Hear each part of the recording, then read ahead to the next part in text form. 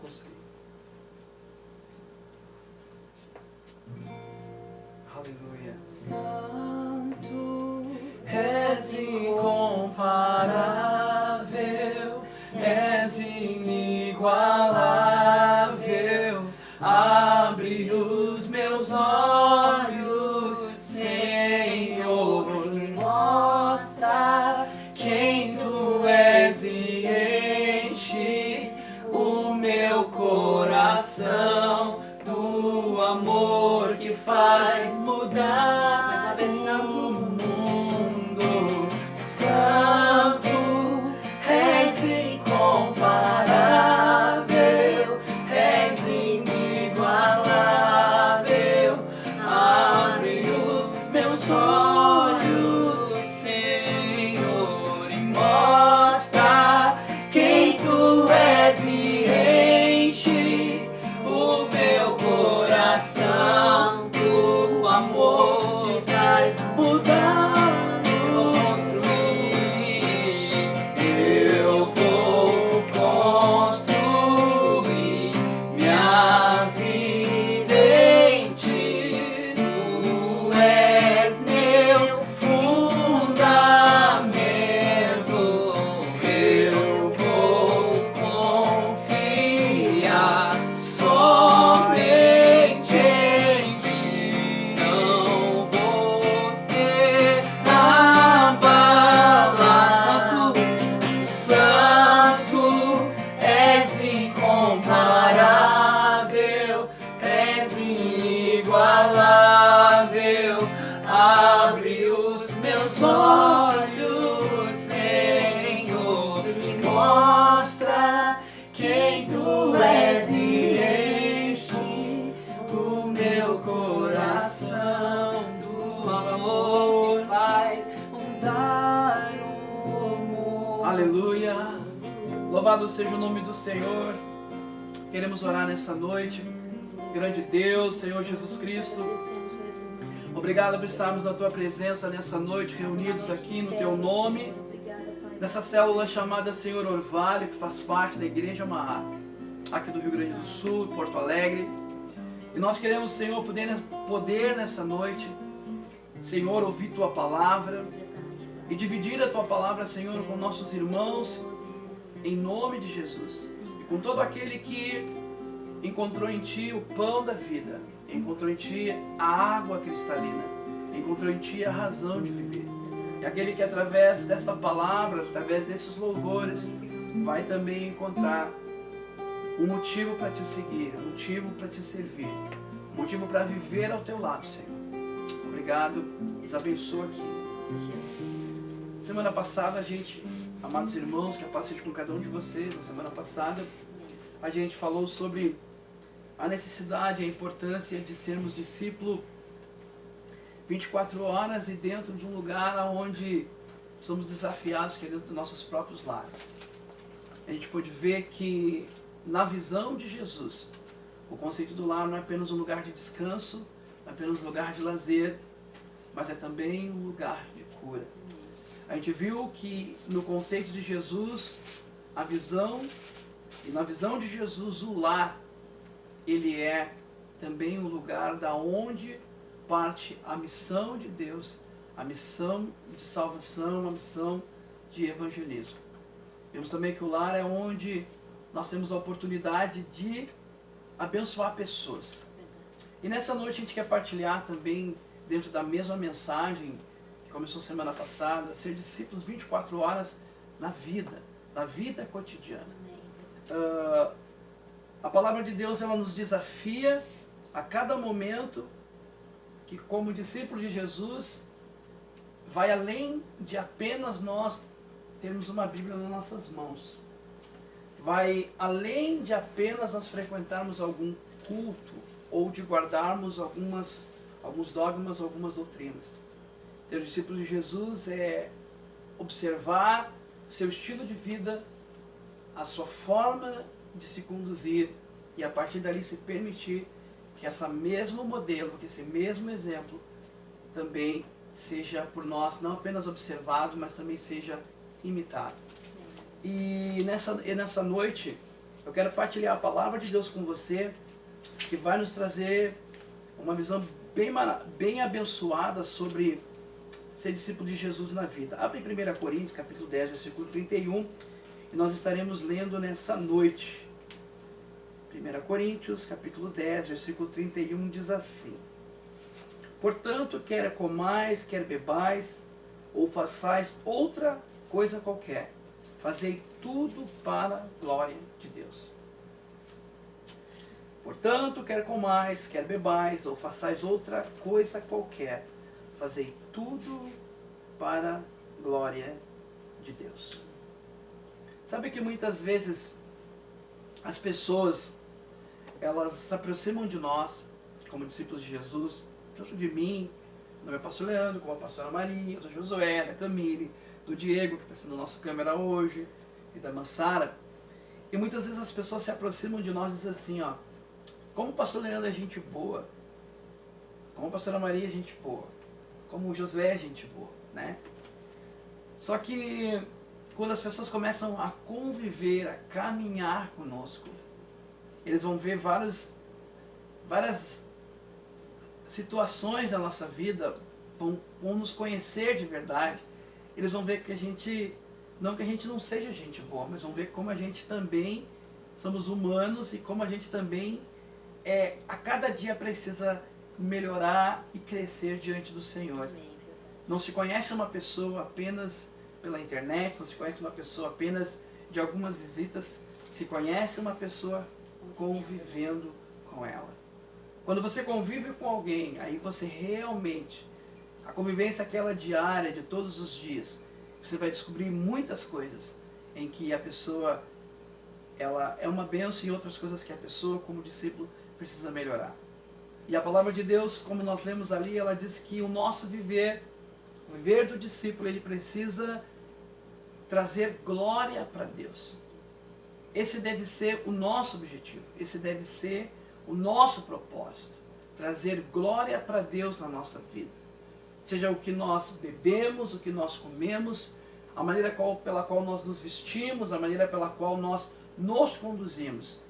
Isso tem que estar ligado, conectado com um único propósito, com um único objetivo, trazer glória para Deus na nossa vida.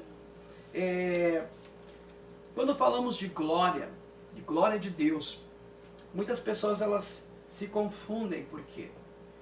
Porque são as inúmeras definições que as pessoas têm de glória. Quando falamos sobre glória, a primeira imagem que surge na nossa mente é luz. A segunda imagem que surge na nossa mente é fogo. É algo sobrenatural, algo transcendental. Quando falamos sobre glória, fumaça. E tantas outras coisas diversas elas vão surgindo. E quando a gente olha para a palavra de Deus, nas várias experiências que o povo de Deus, o povo do Senhor, ele viveu, a gente consegue perceber que quando os homens da Bíblia, eles tinham contato, ouviam a glória de Deus, a primeira coisa que acontecia é que eles se prostravam. Eles se quebrantavam, eles adoravam, né? Ou alguns, como Isaías, até mesmo diziam assim, ai de mim, né? Porque eu vi a glória de Deus e agora o que vai ser da minha vida? Mas quando começamos a aprofundar mais esse entendimento em relação da glória de Deus, a gente vê que dar glória a Deus vai muito mais do que apenas falar, né? Glória a Deus, quando a gente diz, né? Glória a Deus, vai muito mais além do que apenas falar. Vai muito mais além do que cantar algo que fale sobre a glória de Deus. Dar a glória a Deus é a forma em que eu estou conectado ao propósito que o Senhor tem para a minha vida e a forma como eu realizo aquilo com o entendimento de que aquilo vai trazer glória para Deus na minha vida. Você pode dar aí um aplauso bem pequenininho para o Senhor? Amém. Deus é bom, né? Então vamos meditar aqui ainda mais, né? Damos glória a Deus quando o que fizemos ou o que somos na nossa essência cumpre o propósito de glorificar o Senhor. Por exemplo, Deus fez os pássaros, Deus fez as montanhas, Deus fez as estrelas, Deus fez o sol. De que maneira que os pássaros dão glória a Deus? Voando, cantando, cumprindo o seu propósito dentro do ecossistema. De que maneira o sol dá glória a Deus? Cumprindo a função dele, né? Iluminando, né? De que maneira as estrelas cumprem a função e de que maneira que elas dão glória a Deus? Brilhando, servindo de pontos de referência, né? Em alto mar e coisas dessa natureza, ou tanto no solo. Então a gente vê como as coisas que Deus fez, elas trazem glória para Ele. No livro de Êxodo, né, Josué, é isso? Êxodo 24:16. Êxodo 24:16, Josué vai estar lendo para nós, você pode acompanhar conosco aí. Lê para nós, Josué, por favor. E habitava a glória do Senhor sobre o monte Sinai, e a nuvem o cobriu por 6 dias. E ao 7º dia chamou o Senhor a Moisés do meio da nuvem. E o aspecto da glória do Senhor era como um fogo consumidor no cume do monte, aos olhos dos filhos de Israel. Olha que interessante as várias nuances da glória de Deus, né? A forma como ela estava, o aspecto como ela estava em cima do monte. Os israelitas viram a glória de Deus em cima da montanha, né? Lê para nós também, Maria, pastora Maria, lê Salmos 19, versículo 1. Os céus proclamam a glória de Deus e o firmamento anuncia as obras das suas mãos. Olha que interessante também a gente ver essa referência aqui no livro de Salmos, que os céus, eles proclamam a glória de Deus. De que forma que os céus mostram a glória de Deus? Lembrando que os céus, eles proclamam o poder, a majestade de que toda essa criatividade, essa beleza, esses astros que permanecem nos seus devidos lugares, cumprindo uma ordem. Quando a gente olha para o universo, quando a gente olha para as galáxias, a gente analisa e vê isso aqui tudo foi feito por alguém muito criativo, um arquiteto do universo. A gente glorifica Deus por aquilo que Deus fez, né? Então, quando os céus, eles proclamam a glória de Deus, que alguém poderoso, sábio, inteligente fez tudo aquilo, né? O Criador. Lê para nós também no livro de Romanos, Camille, capítulo 3, versículo 23. Porque todos pecaram e destituídos estão da glória de Deus.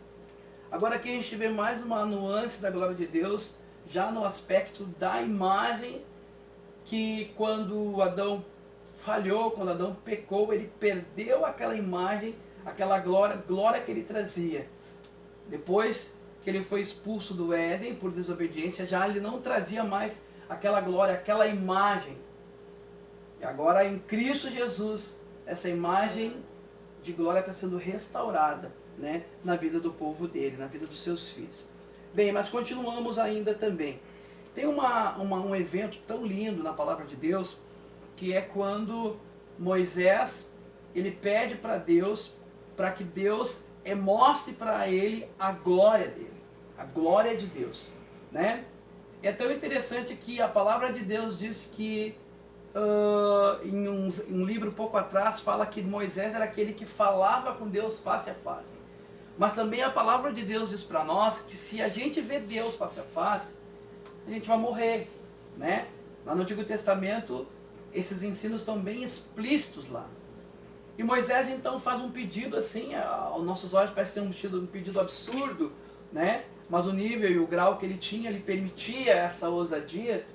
Ele pede para Deus, para ele ver Deus a face, ver a glória de Deus.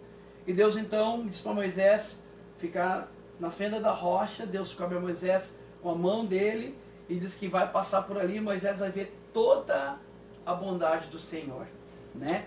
Toda a bondade do Senhor. É interessante que Deus passa e Moisés vê toda a bondade.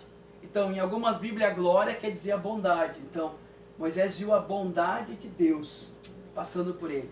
E quando a Bíblia fala ali que Moisés viu a face de Deus, ali a gente entende que a face está falando sobre,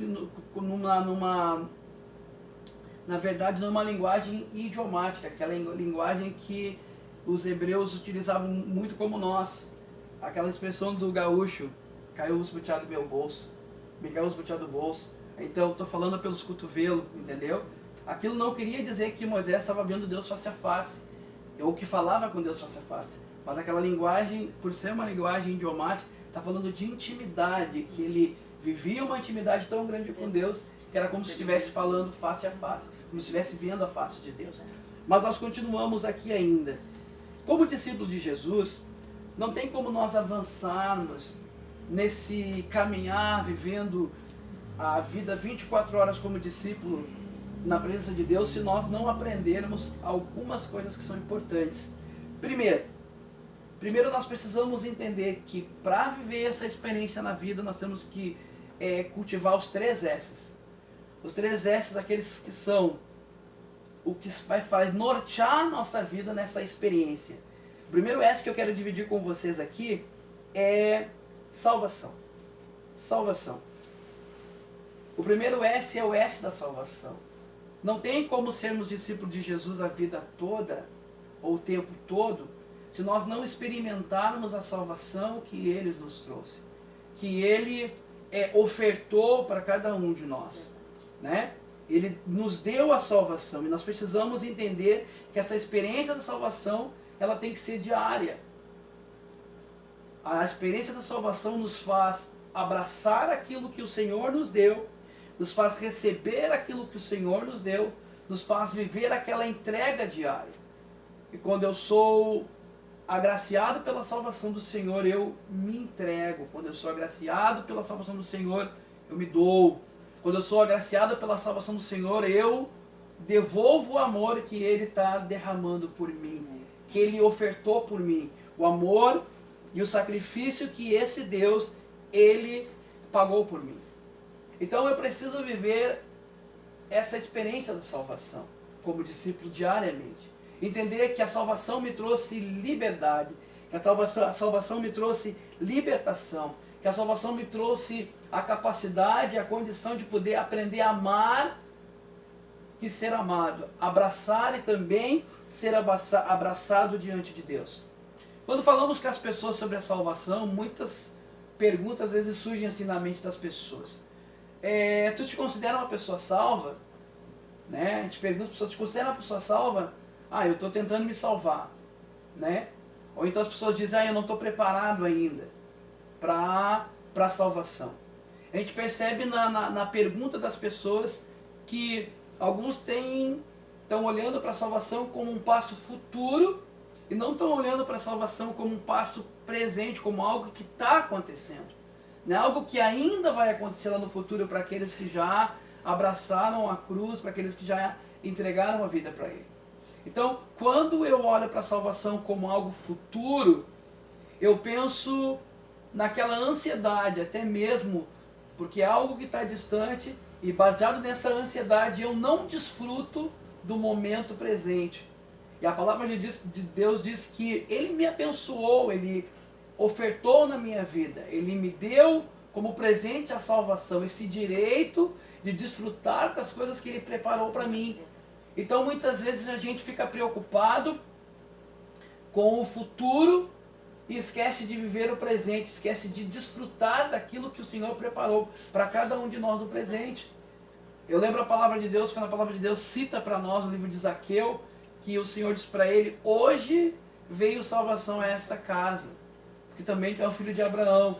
Então, naquele momento que a salvação entrou na casa dele, ele estava vivendo a alegria que vinha com a salvação. Eu posso perguntar para você, você tem vivido a alegria que a salvação traz? Ou você está preocupado, será que eu vou conseguir me salvar? Será que eu vou conseguir chegar lá? Será que eu vou conseguir viver ao lado de Deus? Essas preocupações, elas impedem a nossa vida como discípulo de desenvolver e de desfrutar da alegria que o Senhor preparou para nós no presente. Porque o que eu faço para ser herdeiro? O que eu preciso fazer para ser herdeiro de Deus? Né? O que eu faço para ser herdeiro? Eu preciso aceitar aquilo que Ele fez por mim. Entendeu? Eu não posso comprar aquilo que já foi comprado. Eu não posso negociar aquilo que já foi realizado por mim. Então eu preciso só apenas aceitar, eu preciso apenas desfrutar. Eu lembro que tem uma passagem no Salmo 51 que fala quando Davi transgrediu, ele diz para Deus, torna a dar-me a alegria da tua salvação.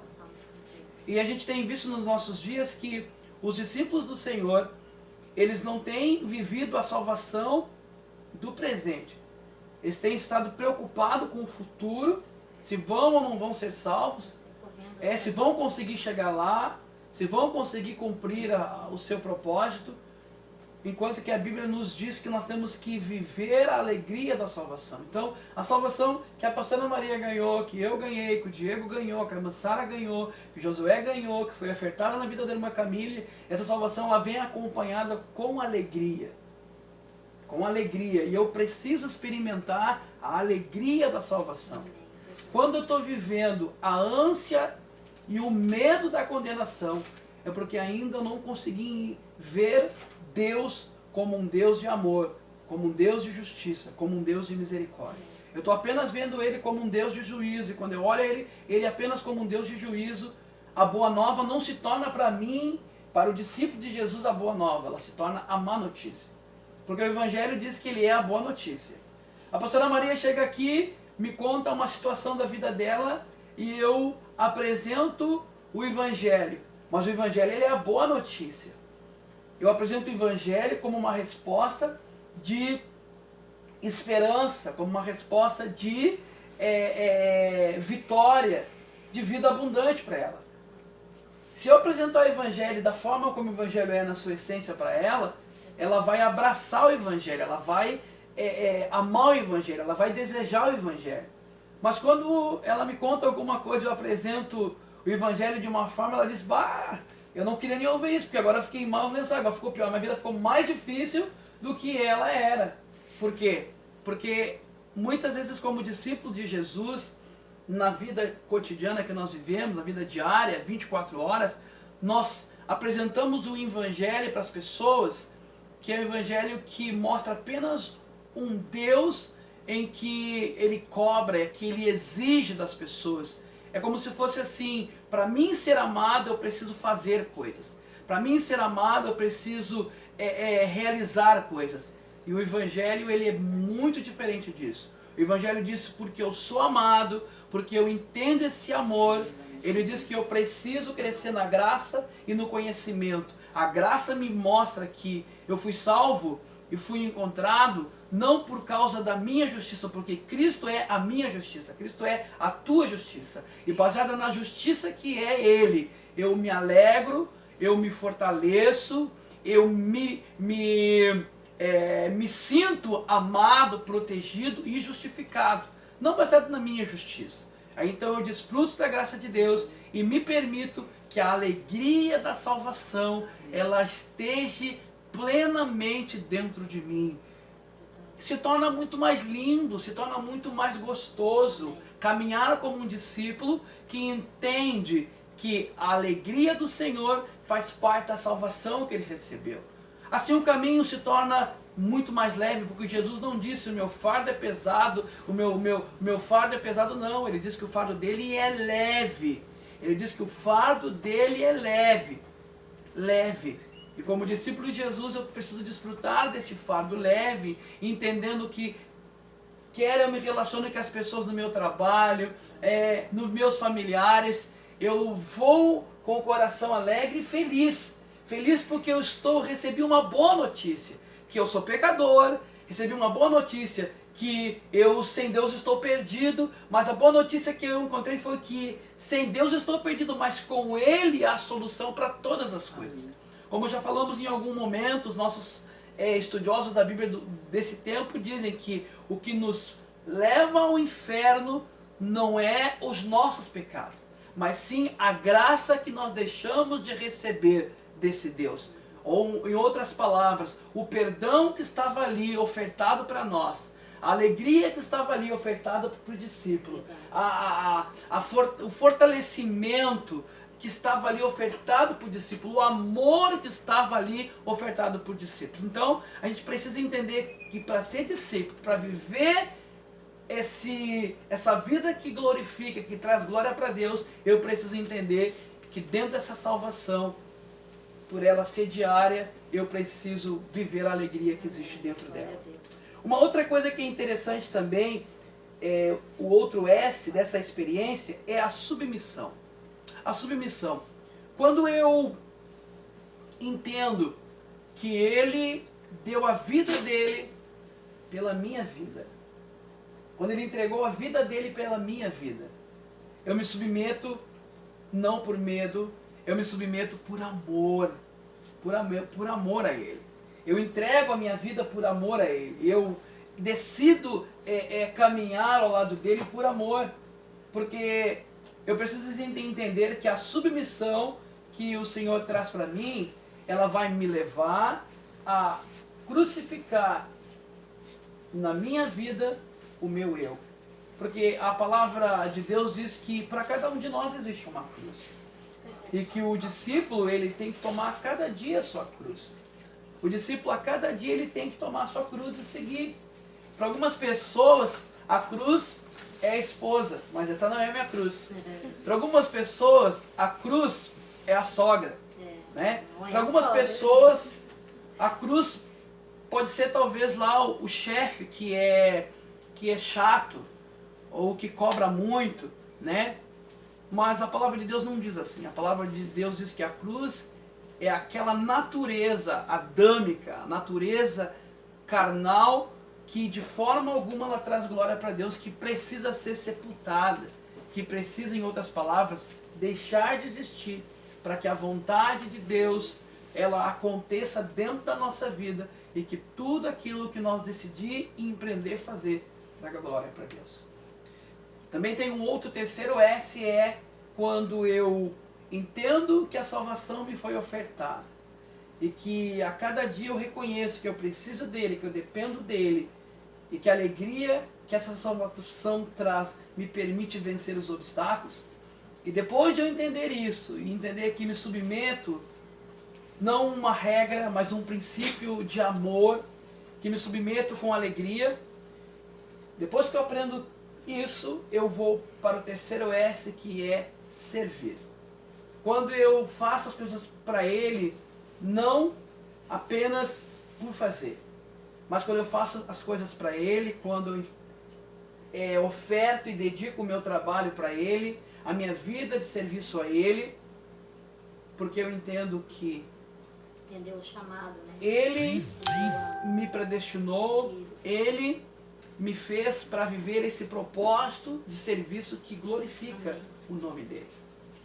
E quando eu olho para tudo isso, servir ao Senhor é prazeroso. Servir ao Senhor não é apenas cumprir um protocolo, mas servir ao Senhor se torna parte da nossa carreira, se torna o nosso propósito. Eu quero que você entenda isso nessa noite, que você possa se abrir para as experiências que talvez você, durante todo esse tempo, não se permitiu viver. Eu não sei qual foi o Jesus que te apresentaram. Talvez você era como eu no passado. Quando dava um raio ou um trovão, eu lembro que minha mãe dizia, Papai do Céu tá bravo. E a ideia que em algum momento eu tive foi que cada vez que trovejava, que Deus era um ser bravo, muito irritado, estava sempre zangado. Mas quando eu pude mergulhar e fui instruído na palavra de Deus, alguém me apresentou um Jesus que não era irado. Me apresentou um Jesus que estava sempre disposto, estava sempre inclinado a amar, a ajudar e a conduzir. E essa ideia, esse conceito errado que eu tinha, pela verdade da palavra, ele foi desfeito. Jesus deletou da minha mente, deletou do meu coração, através da sua palavra, todo esse conceito errado que eu tinha. Talvez você que está me escutando nessa noite, como nós que estamos aqui, podemos estar carregando essas coisas. Preocupados, será que eu vou conseguir? Alguns pensando até mesmo em desistir do caminho, porque não entenderam a sua salvação. Ou talvez você pode pensar assim, tenho medo de dizer que sou salvo, porque parece que eu estou falando isso com orgulho. Se você disser que você é salvo baseado nas tuas obras mesmo, isso realmente é um orgulho diante de Deus. Mas quando você diz que é salvo, olhando para a obra daquele que te justificou e te salvou, e que garantiu esse lugar para ti, isso não é orgulho e nem vaidade. Isso é um reconhecimento daquilo que Ele fez por você. Nessa noite aí, você que está me escutando, como também a minha família que está aqui diante de Deus, viva nesse tempo. Viva uma jornada de alegria espiritual e verdadeira na tua carreira. Isaías diz que Ele nos ungiu com óleo de alegria, não com óleo de tristeza. A salvação é uma boa notícia, e essa boa notícia que eu partilho com você. E isso certamente vai ajudar você a ser discípulo 24 horas na vida, no lar, não carregando pesos, não carregando sentenças, não carregando fardos pesados, mas pelo contrário, trocando os teus fardos pela cruz de Cristo, trocando os teus fardos pelo sacrifício que Ele ofertou por você na cruz. Deus abençoe você, abençoe sua família, abençoe sua casa, que esse tempo que você está vivendo, você possa experimentar o melhor de Deus. O melhor de Deus não é algo novo. O melhor de Deus é o que sempre esteve registrado aqui dentro da palavra dele. O melhor de Deus é que você desfrute da alegria, que você desfrute da submissão, que você desfrute da vida de serviço. Que essa vida não seja pesada, que essa vida seja uma vida leve, e que tudo que você fazer a partir de hoje, você medite: será que isso vai trazer glória para Deus? Será que Deus vai ser honrado através dessa palavra que eu vou falar? Será que Deus vai ser honrado através dessa atitude que eu vou tomar? Será que Deus vai ser honrado através dessa ação que eu vou deliberar na minha vida? Pense como discípulo. Se o Senhor não for glorificado, não fale. Se o Senhor não for exaltado, não for honrado, não vale. Se o Senhor não for glorificado, não diga. Viva de forma com que Ele seja glorificado. Em nome de Jesus. Vamos orar. Sim, nós Senhor, te meu Deus, agradecemos, nessa noite Paizinho, aqui diante por esse de Ti. momento aqui, Pai. Queremos agradecer pela Tua palavra nessa noite, que veio nos trazer, ó Deus, a visão de que como discípulos 24 horas, como discípulos do Senhor, precisamos entender e viver e passar pela experiência da salvação. Devemos, como discípulos do Senhor, passar pela experiência, Senhor, da submissão, onde eu me entrego por amor. Devemos passar pela experiência de serviço. Nos ajuda, Senhor, a cada dia mais, debaixo desse entendimento, debaixo dessa visão, debaixo, Senhor, dessa revelação da Tua palavra, caminhar ao Teu lado, nessa jornada linda que Tu preparou para nós. Não apenas ansioso por chegar lá na eternidade, mas desfrutando de todo o trajeto que é maravilhoso ao Teu lado. Seja o Senhor fortalecendo a cada irmão, a cada discípulo, a cada vida que tiver contato com esta palavra, com a Tua palavra, em nome de Jesus. Nós já Te agradecemos, que essa família se fortaleça a cada dia mais ela esteja, ó Deus, enraizada sobre esta palavra viva e eficaz. É o que nós Te pedimos, por Jesus. Boa noite e obrigado.